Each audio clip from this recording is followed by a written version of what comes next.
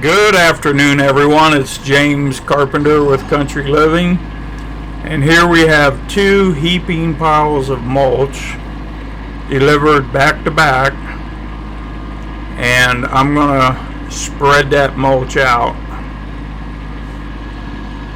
Now, if you notice that bucket on the front, that is actually a snow removal tool, but I've subsequently found that it really works great for spreading the mulch, because right now you're going to see me curl the bucket. Okay, curl it down, and then I'm going to drag back,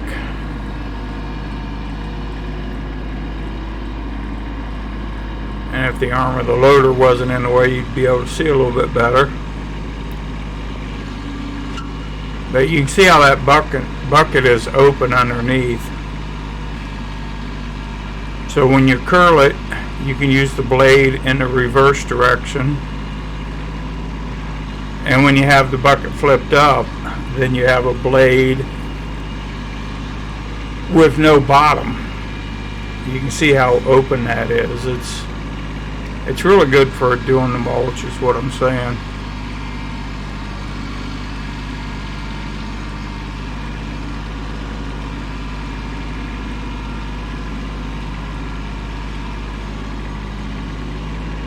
Now, when it comes to the wood chips, I basically found an arborist, and those guys sometimes have to pay to dump wood chips, so they're always looking for some place to take them. And I've been getting them now for about 3 years, anywhere from 1 to 3 loads a week. And as you can see, just look at the mass amount of them down through here as I push the new stuff down.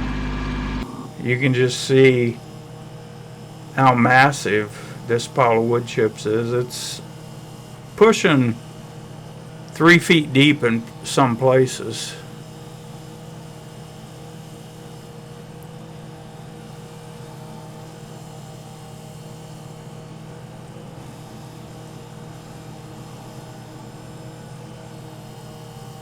Yeah, I hope it doesn't get too boring watching, but I'm a YouTuber, so I understand it. I watch Mike Morgan, Outdoors with the Morgans, and he does a lot of cutting wood, but here lately he's been doing other things, which is good. So as a YouTuber, my channel is basically Country Living.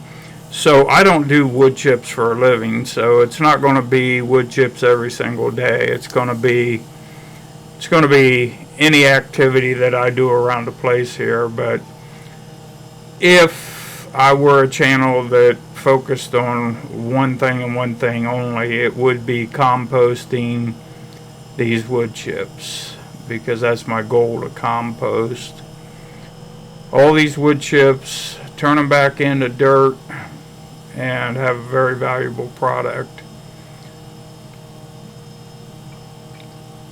I've even got some ideas once I get this stuff super refined and it turns into a powder.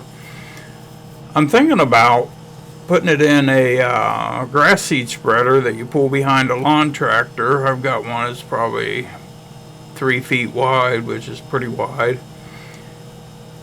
But if the mulch was composted down to a powder, I could put the powder in the grass seeder, and as I mow, I would basically just be spreading this mulch, not like an inch thick or anything. It'd just be a very light coat, but it would enhance the soil, and then I wouldn't have to rely on chemical applications for fertilizer in the lawn.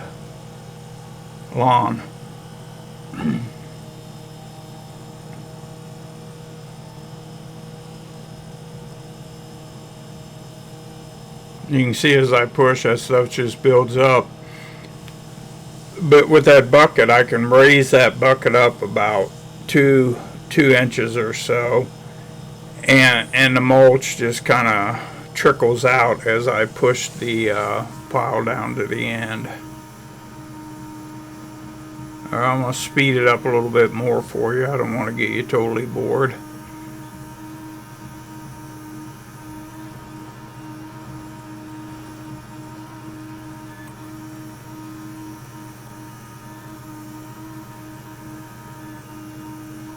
You see them stripes out there in the green grass? Actually, I did an application yesterday for crabgrass. So there's a crabgrass preventer that got put on all the grass. I mean, if you look at that grass really close, I put a lot of time into the yards. All I'm going to say, you'd have to struggle to find a weed in there. And I fertilize about 3 times each season. And obviously a friend of mine does lawn care for a living, and one of the most important things you can do is when you mow high, like 4 inches or so. And I understand that by mowing high, the sunlight can't get in and the weeds have less chance of surviving because the grass is too high and it's shading everything. So there's a little tip for you. I notice a lot of people, I call it scalping. They mow 2 inches, 1 inch, 2 inches, especially people in town. And really the grass is only going to grow so much in a week. So if you mow it 3 inches and it grows an inch, now you're at 4 inches. If you mow it 1 inch and you go a week, now it's at 2 inches. So you really don't gain anything by mowing it extremely short.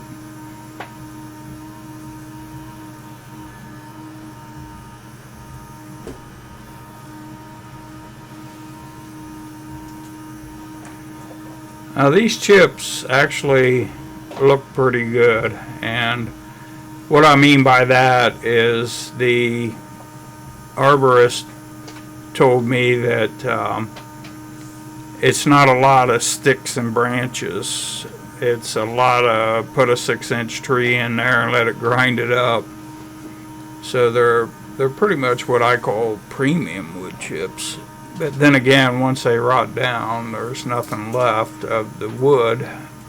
It becomes a good potting soil type material.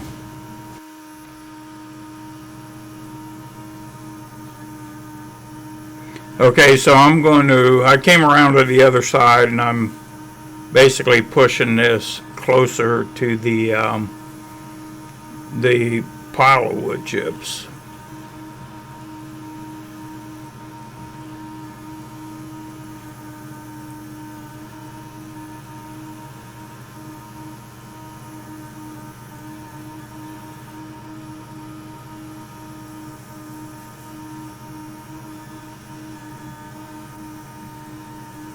Now that I've got it piled up again, I can go up on higher ground.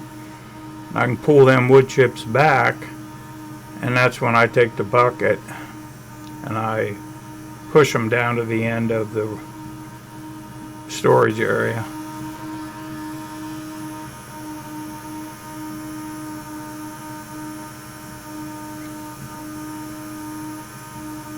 I have used these wood chips in several different locations on the property.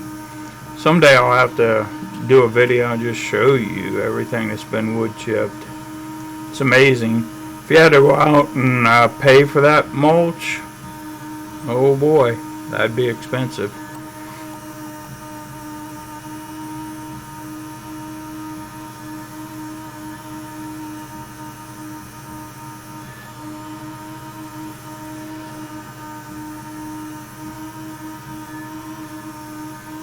Now I've got a little Harbor Freight wood chipper, and I do have a video on this, and actually it performed pretty well.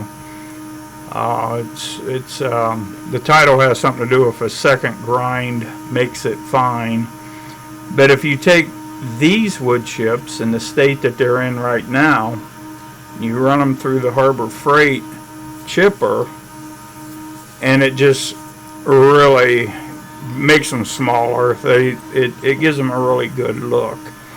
The only problem is it takes considerable amount of time to chip this stuff down. It would take hours just to make a decent sized pile. Okay, so I can push more with this bucket than with this snow pusher than I could do with a bucket, because a bucket you're just going to get one scoop, and I think I'm pushing maybe even close to 2 scoops.